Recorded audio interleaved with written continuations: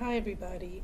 What I want to do today is go through qualtrics survey tool just to show you the basics of how to create a new project or a new questionnaire for all your classes.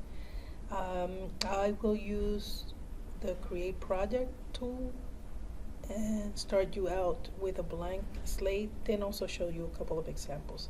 So let's proceed. So in order to get to the Rutgers Qualtrics application, what you do is you type in this right here and it'll take you to this website where I'm in. However, just know that you will be asked to validate your credentials, so you have to put your net ID and your password in order to access this tool for free. If it's the first time that you enter it, it might ask you to for some basic information just to set up your account. So let's go ahead. So if you see in the top menu, you have projects, contacts, library, and help. What we're going to start off with is creating a project. Every questionnaire you create is a project. So I will create a project. Another window pops up and it'll give you an option to either create something, a blank survey project, or to create it from an existing project. At this point, we're going to go ahead and create a blank survey project. It'll ask you for a project name, so survey test 2. That's what I will name it. You will click on the create project button. It'll go ahead and take you to a template with the following action items here. You can survey, action, distribution, data, analysis, and reports. You're basically going to use survey, distribution, and once you get all the results, you'll go into data analysis. But let's start from scratch. So right now we are creating a survey called survey test 2. You can click on that and you can change it if you want. Put cornerstone survey test.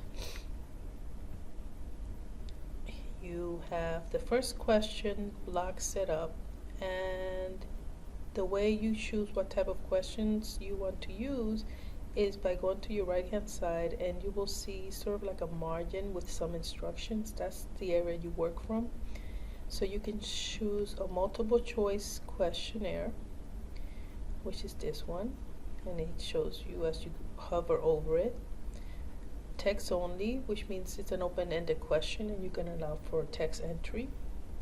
A rank order type of question from 1 to 5, and people can rank particular items that you list. Matrix table, this one is good for Likert scale, where you have a bunch of questions, and I tend to use this one a lot. Slider, also it gives you an opportunity to give some kind of value to a question or activities. And then side by side, which is a little bit more complicated, I don't really recommend it. It confuses the user. So let's go ahead and begin. I am going to start off with a multiple choice kind of questionnaire. And you see it defaults to that anyway. So let's create 2 questions. So we have one question there. If you click on this plus sign here, it'll give you another question. If you know you only have 3 questions, might as well just set them up. So let's go and create a question. Where do you like to vacation? And then let's give people 3 options. It'll sometimes give you some defaults. They want to think ahead of time, but that's not what you want. So you would basically put Orlando, Florida. You could put New York.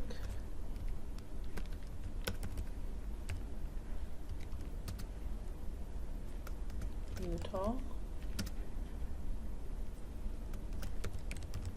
Puerto Rico, and other.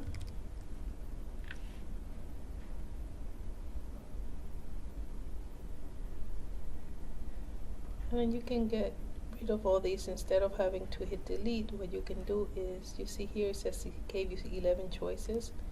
You really only need this amount of choices right here, 5. You also set the rules in terms of, can they answer just with a single answer, or can they give you multiple answers? You can also create a drop-down list or a select box. What does that mean? Well, let's say you don't want to take too much time. You might create a drop-down list, and what happens is changes the format of the question, and you can go down this list. Drop-down is good if you have a lot of options. To go back to single answer, you just go back to single answer. Multiple answer, that means that they may like to go to Orlando and New York. You notice that the round circle turns into a square when they have the opportunity to answer multiple times. We really want one answer, so I'll change it to that.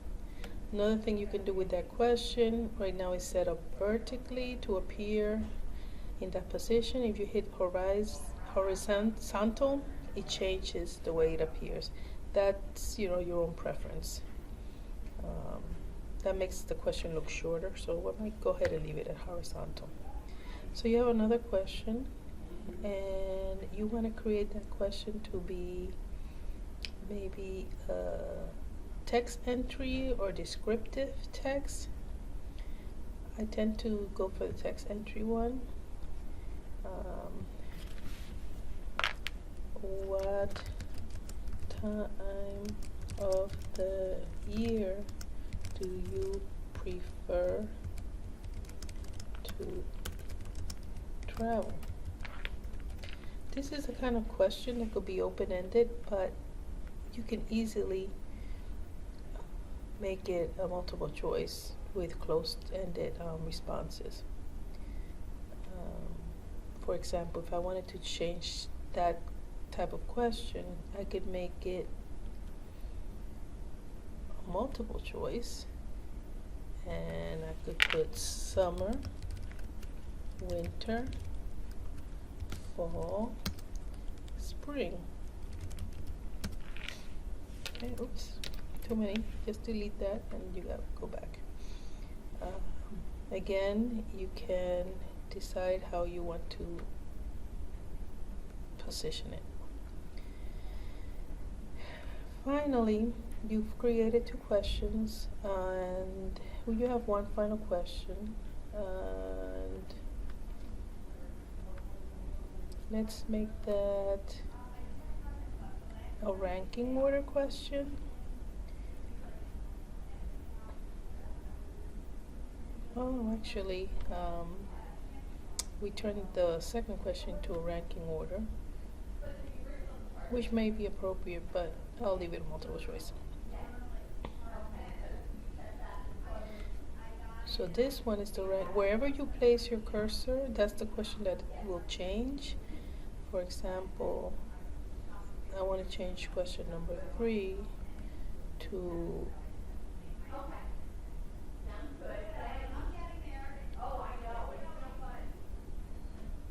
a rank order question. Rank the following airlines according to your preferred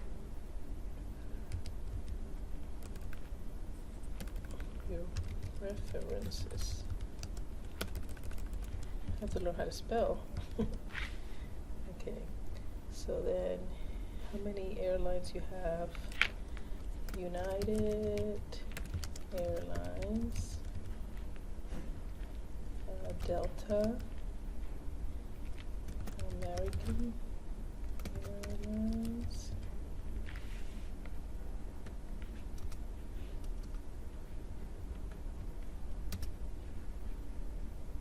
Let's say you want another one. I would put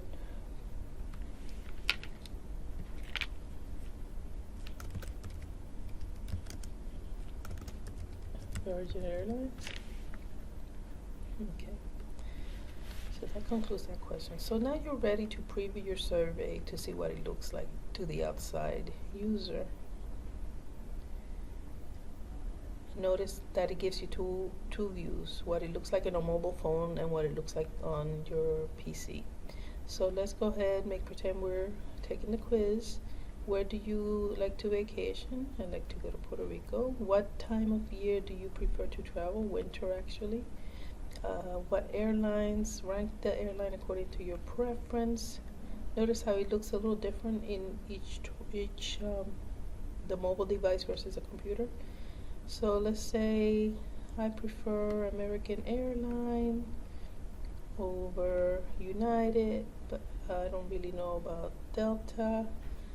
I've only flown Delta once. Virgin Airlines, I've only flown there twice. So American, United, Virgins, and Delta. I'll put Virgin Airlines last. So these are the responses, and then once they complete that, they get a nice, cute little thank you. And that's all she wrote. So now, that's how the person sees the survey. You like the way it looks, you're ready to distribute it now.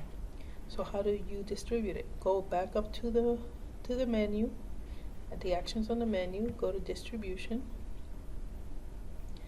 You can either compose an email with a link inside or get a single reusable link. This is the most common one and the easiest one because you can compose your own email in Outlook with your listserv. So you will click on that one and notice you will get an anonymous survey link that you can use. You can make that a tiny URL if you wanted to, but that's another session. So you can customize it as well and just say vacation survey. That'll give you a link text, but it's, has that right there. So that's the survey right there. This was the link. You can grab it from there, Control C, create an email.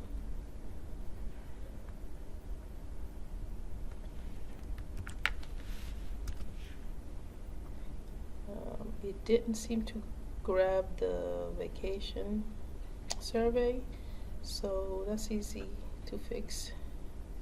We can just highlight it and create a hyperlink.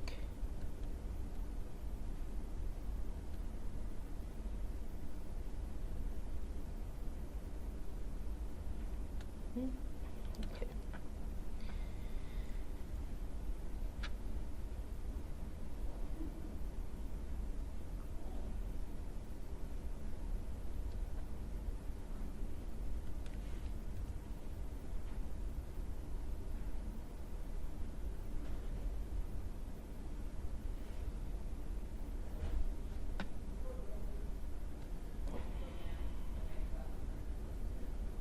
So I'm going to make pretend I'm the user and just receive the hyperlink.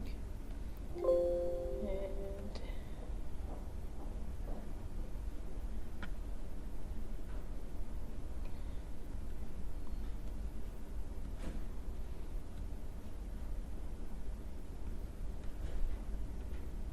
answered it. So now go back to the survey. As the person creating the survey, you're here. You can also, I believe, you can copy that link right here, Control C, and put it into an email.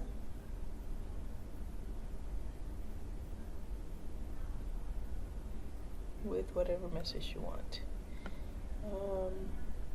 Once you've gotten responses, let's say a week later, you can go to your data analysis.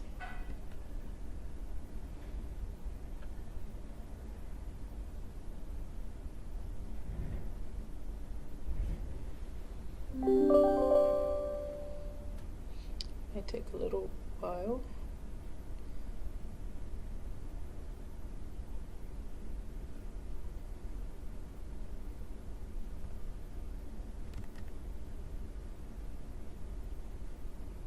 Let me go ahead and take the vacation survey.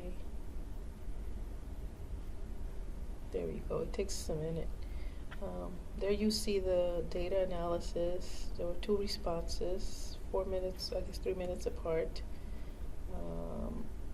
You can delete responses, retake, export to PDF.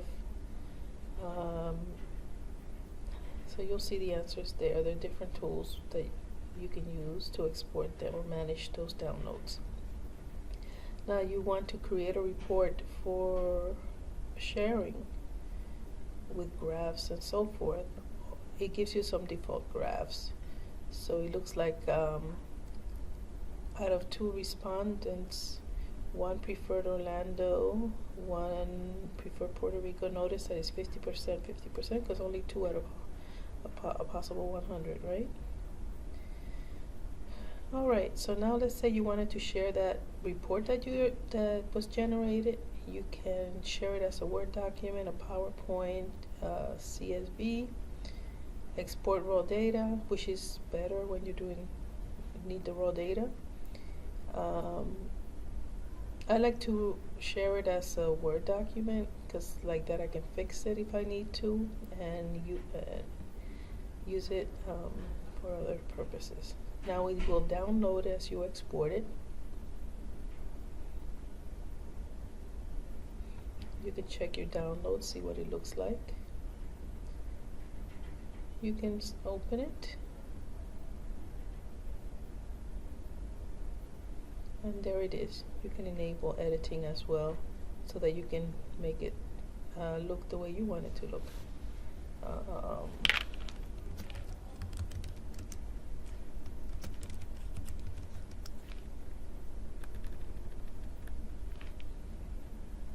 Actually, it wasn't a summer survey, but a vacation survey.